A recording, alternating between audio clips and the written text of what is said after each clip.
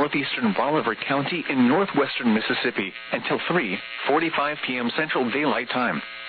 At 3:12 p.m. Central Daylight Time, a severe thunderstorm capable of producing a tornado was located near Gunnison, or 7 miles west of Shelby, moving northeast at 55 miles per hour. Hazard: tornado. Source: radar indicated rotation. Impact: flying debris will be dangerous to those caught without shelter. Mobile homes will be damaged or destroyed. Damage to roofs, windows, and vehicles will occur.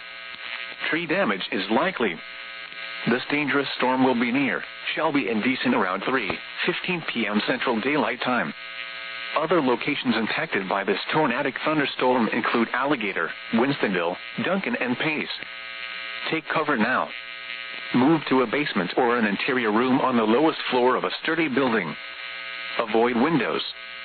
If you are outdoors, in a mobile home, or in a vehicle, move to the closest substantial shelter and protect yourself from flying debris.